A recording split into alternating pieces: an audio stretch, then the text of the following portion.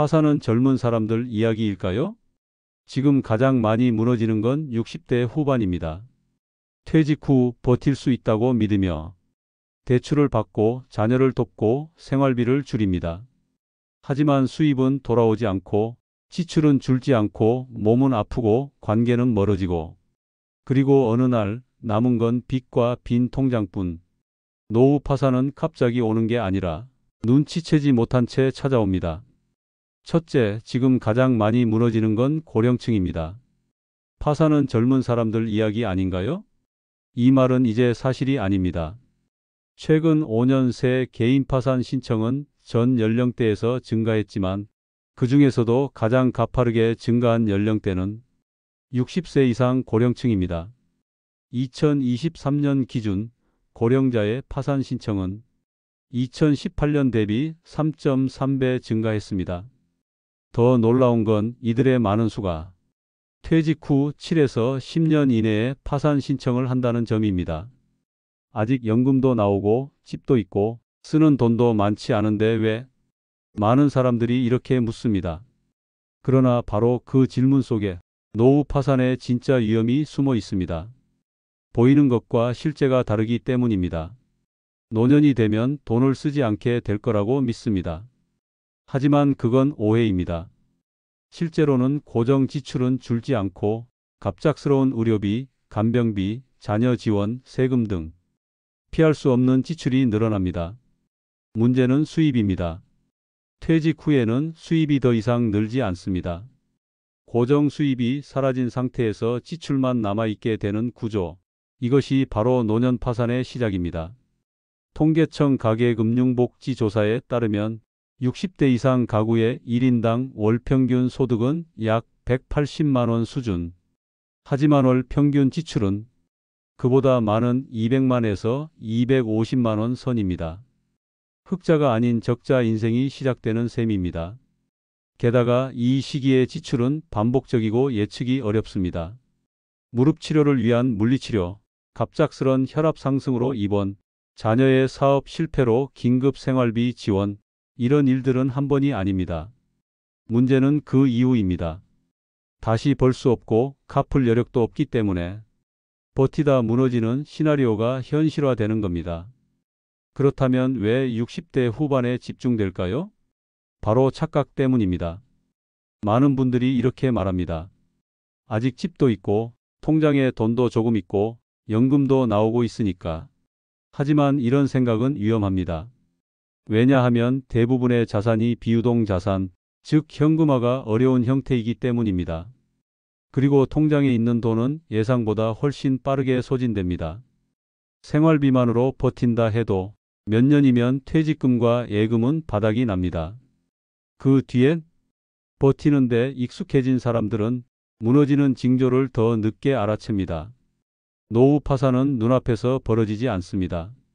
처음엔 통장 잔고가 줄어들고 그 다음엔 병원비가 늘어나고 어느 날 보험료를 못 내고 신용카드 대금이 밀리고 마지막으로 연체가 시작됩니다. 그리고 그때쯤엔 이미 너무 늦습니다.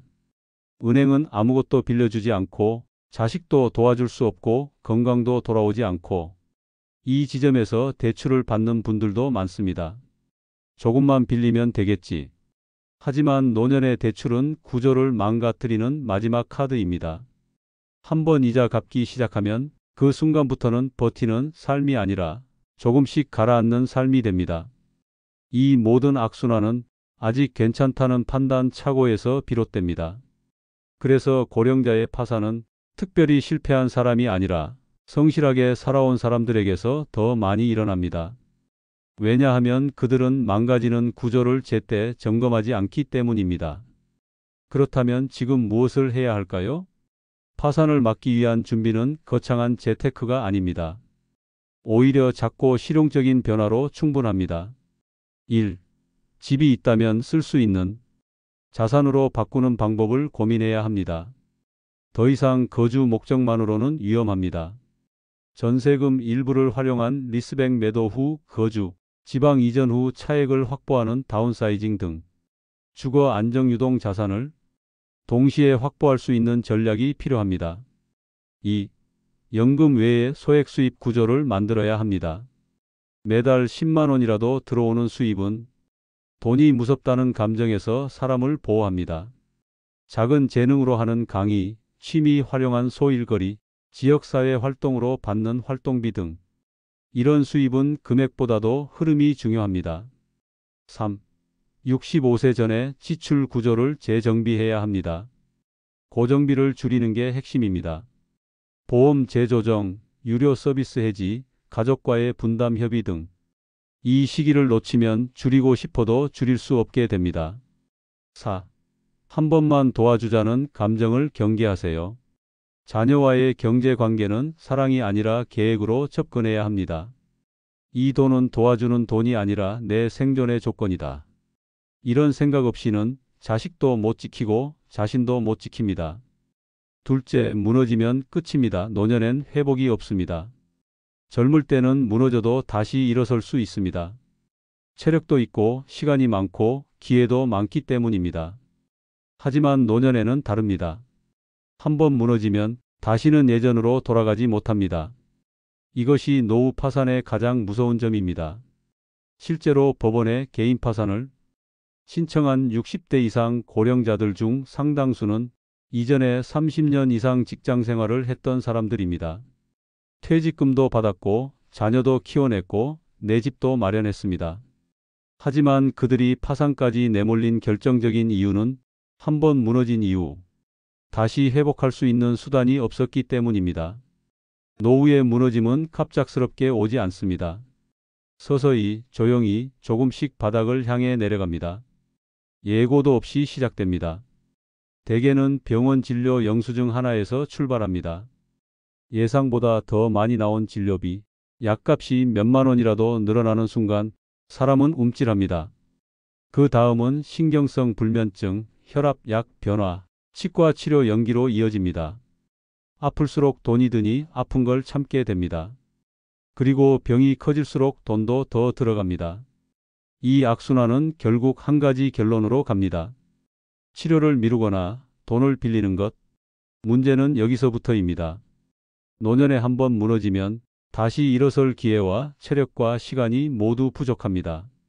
노후에는 기회가 없습니다. 회복이란 다시 시도할 수 있는 기회를 전제로 합니다. 젊을 땐 이직도 가능하고 소득 구조도 바꿀 수 있습니다. 하지만 60대 후반 이후의 삶은 그렇지 않습니다.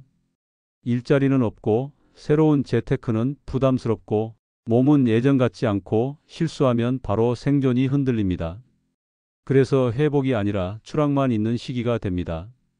예를 들어 68세 어씨는 자녀 결혼 비용으로 3천만 원을 지원했습니다. 본인은 몇 년 안 쓰면 금방 메울 수 있을 거라 생각했다고 했습니다. 하지만 고정비는 줄지 않았고 예상치 못한 병원비가 계속 나왔습니다. 결국 3년 만에 신용불량자로 전락했습니다. 이후 아무런 대출도 받을 수 없었고 소득은 연금 90만 원뿐, 생활비와 건강보험료, 약값으로 매달 마이너스가 반복됐습니다. 그리고 파산 신청. 자녀도 더 이상 도와줄 수 없다고 했습니다. 그땐 몰랐어요. 한번 이렇게 되면 못 돌아간다는 걸. 이 말은 노후 파산자들이 가장 많이 남기는 말 중 하나입니다. 노후에는 체력도 없습니다. 파산 이후 다시 일어나기 위해선 일할 수 있어야 합니다. 하지만 60대 후반 이후에는 단순 노동조차도 버겁습니다. 무릎이 아프고 허리가 아프고 집안일도 겨우 하는 수준인데 어떤 직장이 이 사람을 다시 써줄 수 있을까요? 설령 운 좋게 단기 일자리를 잡는다고 해도 월 60만 원, 70만 원, 그걸로는 원금도 이자도 감당되지 않습니다. 체력이 없다는 건 단지 몸이 힘들다는 게 아닙니다. 노동수단이 없다는 뜻이고 돈을 벌 수단이 없다는 말입니다. 그리고 이 말은 곧 내 힘으로는 다시 일어설 방법이 없다는 선고입니다. 노후에는 시간도 없습니다. 30대의 파산은 다시 10년을 일하면 갚을 수 있다는 계산이 가능합니다. 하지만 70대의 파산은 10년 후를 기약할 수 없습니다. 기껏해야 1에서 2년 안에 해결하지 않으면 그 빚은 죽을 때까지 남아 있습니다. 시간이 없다는 건 단지 빨리 갚아야 한다는 문제가 아닙니다. 선택지가 사라진다는 뜻입니다. 갚는 것도 못하고 쓰는 것도 못하고 도움을 요청할 시간조차 부족합니다. 그 결과 많은 분들이 빚과 함께 고립, 무력감, 질병에 노출된 채 남은 생을 버티게 됩니다. 지금이라도 할 수 있는 대안은 없을까? 회복이 어려운 노후를 막기 위해선 무너지기 전부터 하강이 징후를 눈치채야 합니다. 그리고 이를 구조적으로 예방할 수 있는 몇 가지 대안은 분명 존재합니다. 1. 노후 병원비는 지출이 아닌 투자 항목으로 관리하세요. 정기 건강검진을 절대 미루지 말고 보건소건강보험공단의 무료 검진 혜택을 활용해 질병을 초기에 잡아야 합니다. 초기 치료는 비용보다 회복 가능성이 큽니다. 2. 신용은 노년의 생명줄입니다. 절대 망가뜨리지 마세요. 노후의 대출은 되도록 피해야 하지만 정급한 상황에는 신용이 마지막 보루가 됩니다.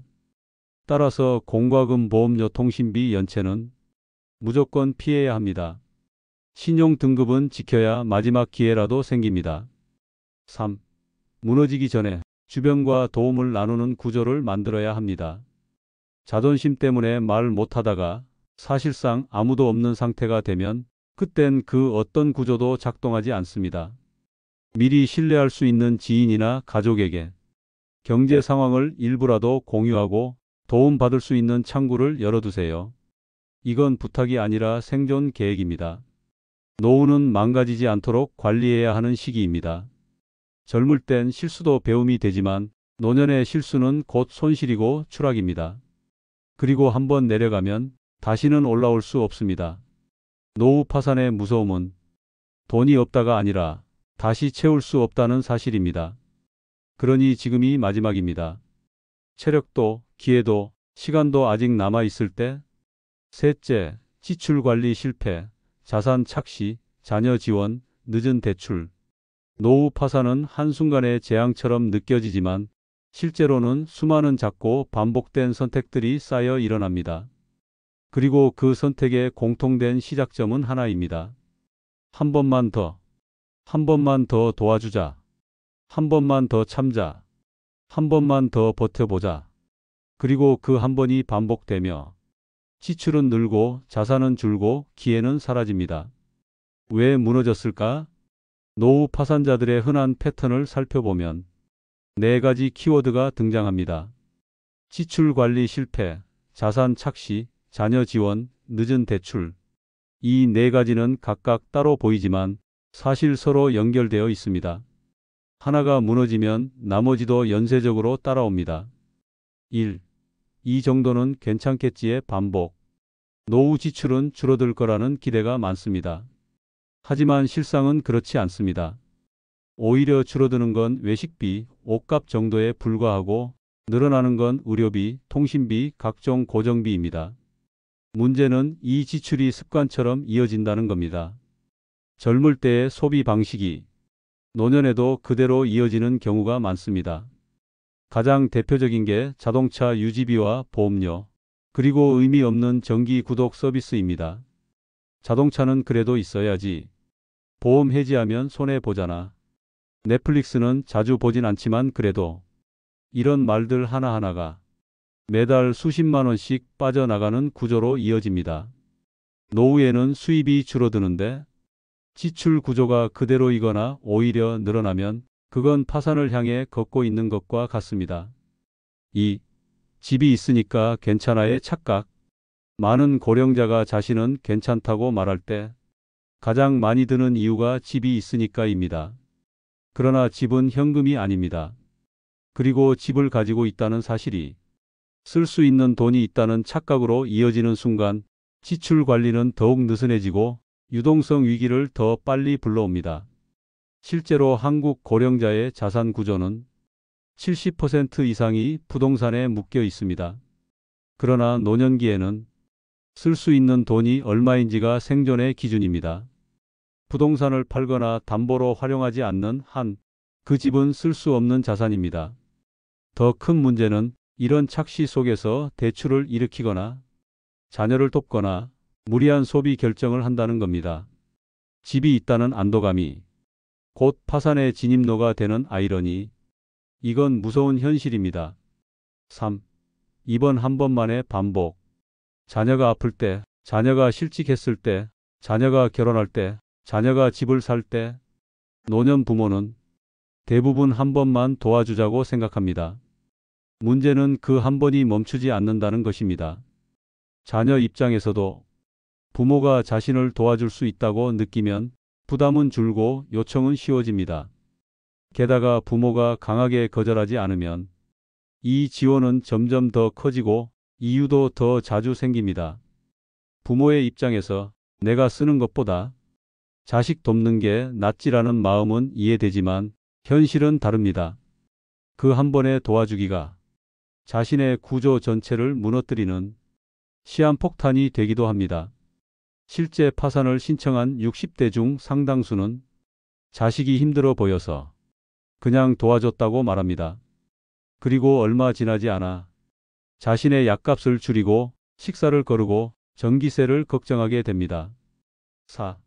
구조가 무너지기 직전 꺼낸 마지막 카드. 많은 고령자는 파산 직전에 대출을 받습니다. 조금만 메우면 될 줄 알았어요. 다음 달엔 괜찮아질 줄 알았어요. 하지만 현실은 다릅니다. 대출은 한 번 받기 시작하면 생활비 충당 수단이 아니라 파산 지연 수단으로 바뀝니다. 게다가 대출을 받는 시점은 이미 신용이 하락해 있을 때가 많고 그래서 높은 금리의 상품밖에 접근이 안 됩니다. 결국 원금은 줄지 않고 이자만 늘어나게 됩니다. 노년기에 들어선 이후 대출은 그 자체로 리스크입니다. 왜냐하면 다시 벌 수 있는 능력이 없기 때문입니다.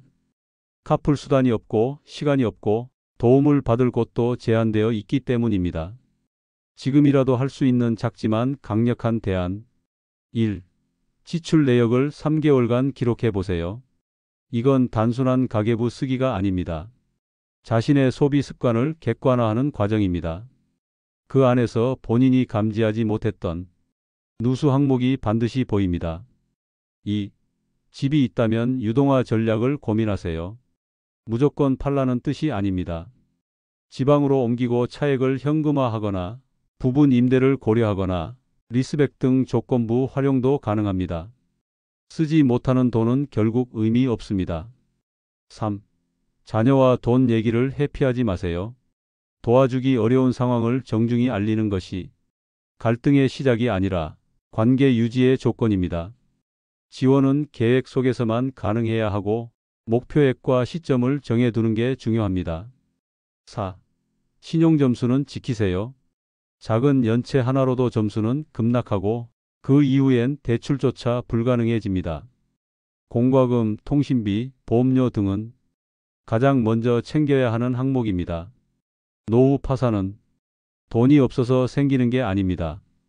돈을 감당할 수 없는 구조 때문에 생깁니다. 그리고 그 구조는 한 번만 잘못된 결정을 해도 무너집니다. 그 결정은 대부분 이번만 조금만 괜찮을 거야로 시작됩니다. 그러니 지금부터 필요한 건 크게 벌거나 새로운 투자를 하는 게 아니라 그 한 번을 줄이는 것입니다. 그것이 가장 현실적이고 가장 효과적인 예방입니다. 넷째, 대부분은 열심히 살았던 사람들입니다. 우리는 흔히 이렇게 생각합니다. 노후에 파산하는 사람들은 준비를 안 한 사람일 거야. 게으르거나 무계획이거나 소비만 하던 사람들일 거야. 하지만 실제로 파산을 신청한 고령자들의 삶을 들여다보면 이런 생각은 완전히 틀렸다는 걸 알 수 있습니다. 그들은 대부분 열심히 살았습니다.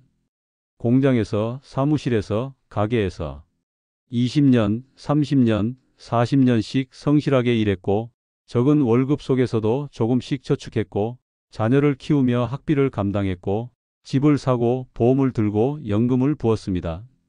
그런데 그들은 왜 무너졌을까요?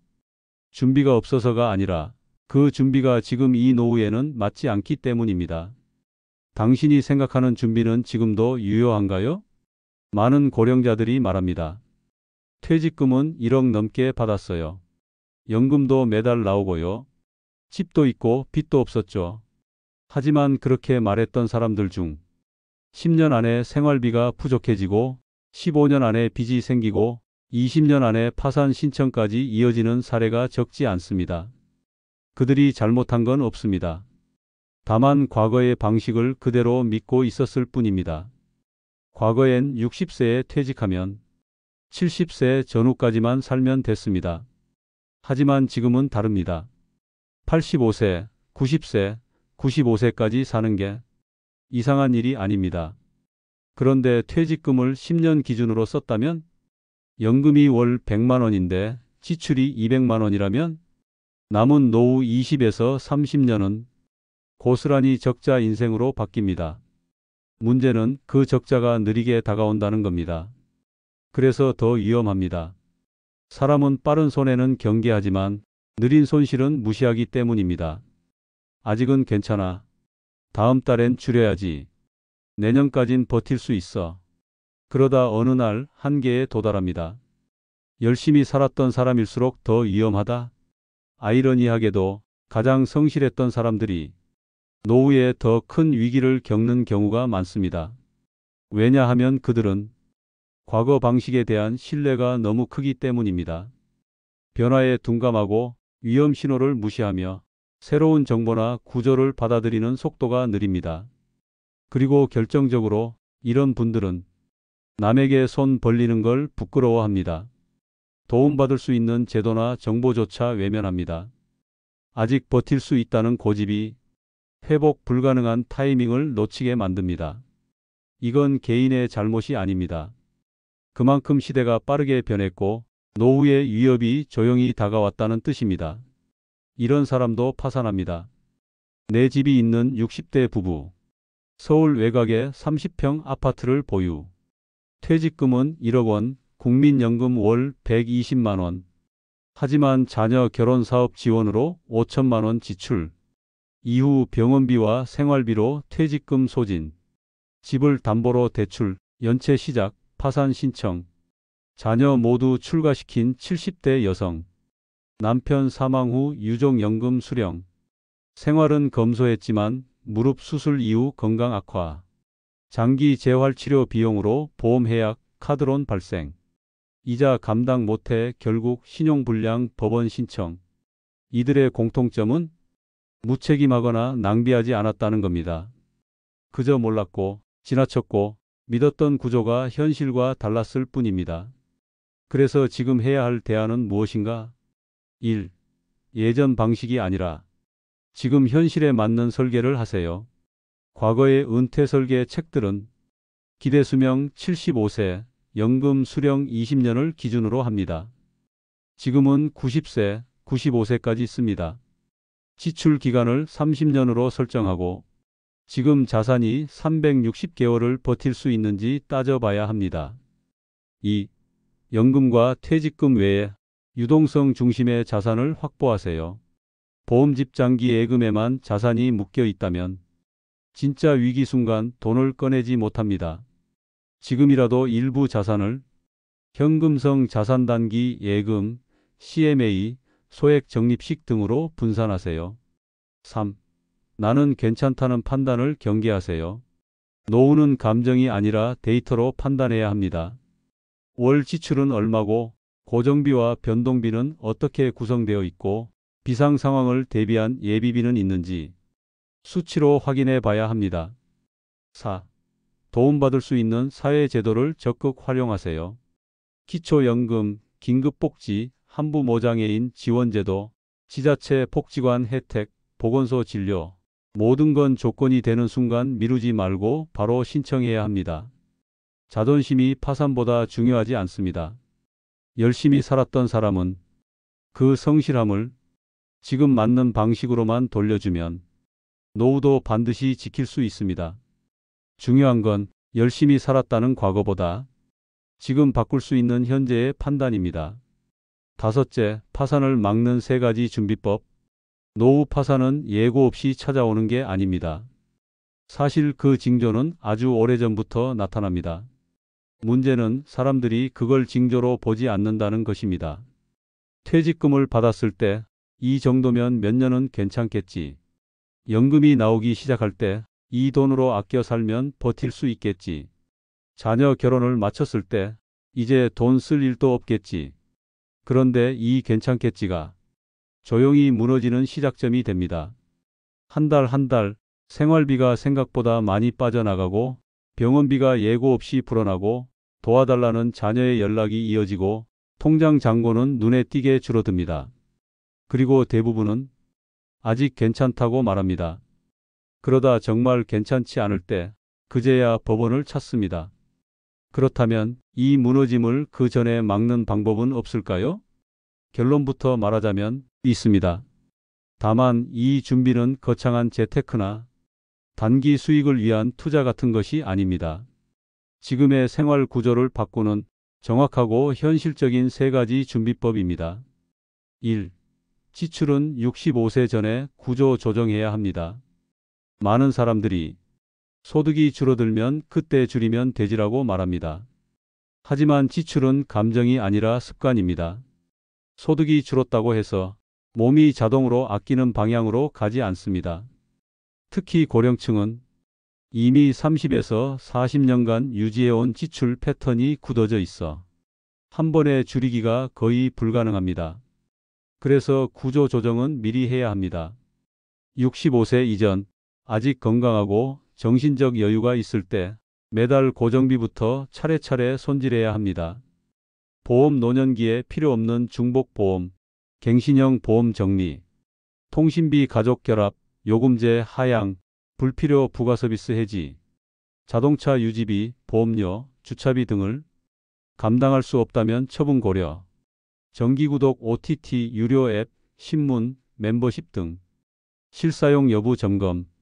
이런 정리는 단순히 아끼는 개념이 아니라 쓸 수 있는 돈을 지키는 생존 구조입니다. 이 작업을 70세 넘어서 하려면 정리도 어렵고 체력도 부족하고 결정도 늦어집니다. 2. 자산은 유동성 중심으로 재배치하세요. 노년기의 가장 큰 착각 중 하나가 나는 가진 게 있으니 괜찮다는 말입니다. 그런데 그 가진 것이 현금처럼 쓸 수 없는 자산이라면 그건 위기 앞에서 무용지물이 됩니다.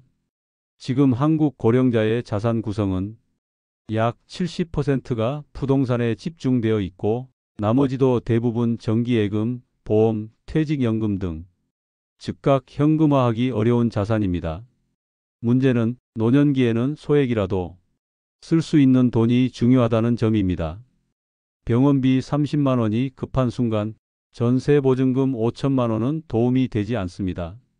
그래서 파산을 막으려면 유동성 자산 비중을 늘리는 것부터 시작해야 합니다. 집을 줄이고 차액을 확보하는 다운사이징, 집 일부를 전세 혹은 월세로 돌리는 분할 활용, 리스백 매도 후 거주 유지, 부분 임대 등의 유동화 방식 고려, 장기 예금 일부를 단기 예금, CMA, 적립식으로 전환. 이건 절대 자산을 포기하라는 말이 아닙니다. 위기 순간에 꺼낼 수 있는 돈이 있어야 지금 가진 자산도 끝까지 지킬 수 있습니다. 3. 자녀와 돈 관계를 정리하세요. 노후 파산자 중 가장 많은 공통된 후회는 이것입니다. 자식 도우려고 했던 그때 거절했어야 했어요. 노년에는 자녀에게 돈을 주는 것보다 돈에 대해 얘기하는 것이 훨씬 중요합니다. 부모와 자식 사이의 경제적 연결은 잘 설계하면 관계를 지탱하는 안전장치가 되지만 무계획한 지원은 결국 양쪽 모두를 무너뜨립니다. 그리고 대부분의 무너짐은 처음에 한 번만 해서 시작됩니다. 결혼자금, 전세자금, 사업비, 긴급생활비. 부모가 감당하기 어려운 걸 알면서도 정신적으로는 거절하지 못하고 현실적으로는 감당하지 못하면서 서서히 구조가 무너집니다. 그래서 반드시 필요합니다. 자녀와의 돈 관계 정리, 지원 가능 범위를 정확히 알려주세요. 이 이상은 도와줄 수 없다는 선을 분명히 해야 자녀도 그 선을 넘지 않게 됩니다. 금액과 시기를 명확히 정리하세요. 언제까지, 얼마까지, 어떤 방식으로 지원하는지 계획표를 만들어 공유하세요. 계획이 없으면 끝도 없습니다. 감정이 아닌 생존으로 접근하세요. 나중에 자식이 잘 되면 갚겠지가 아니라 내가 지금 이 돈을 쓰면 내 노후는 어떻게 되는가? 이 계산이 없으면 결국 아무도 지켜지지 않습니다. 노후 파산은 멀리 있는 일이 아닙니다. 통장 잔고가 매달 줄어들고 병원비가 늘어나고 연체가 조금씩 쌓이기 시작하는 순간부터 이미 구조는 무너지기 시작한 것입니다. 그러니 늦기 전에 해야 합니다. 아직 손을 쓸 수 있을 때, 아직 건강할 때, 아직 관계가 남아 있을 때, 이 세 가지 준비만 제대로 해도 노후의 파산은 충분히 막을 수 있습니다. 지금이 마지막 정비의 시간입니다. 파산은 예외적인 사건이 아니라 방치의 결과입니다. 그 방치를 끝내는 순간 노후는 완전히 달라질 수 있습니다. 노후 파산은 준비 안 한 사람만의 이야기가 아닙니다. 열심히 살았던 사람도, 성실하게 모았던 사람도 지금의 구조를 바꾸지 않으면 무너질 수 있습니다. 지출 구조, 자산 유동성, 자녀와의 돈 관계. 이 세 가지만 제때 점검하면 노후의 파산은 막을 수 있습니다. 지금이 바로 그 마지막 기회입니다. 노후의 길은 지금부터 시작됩니다. 구독으로 내일을 준비하세요.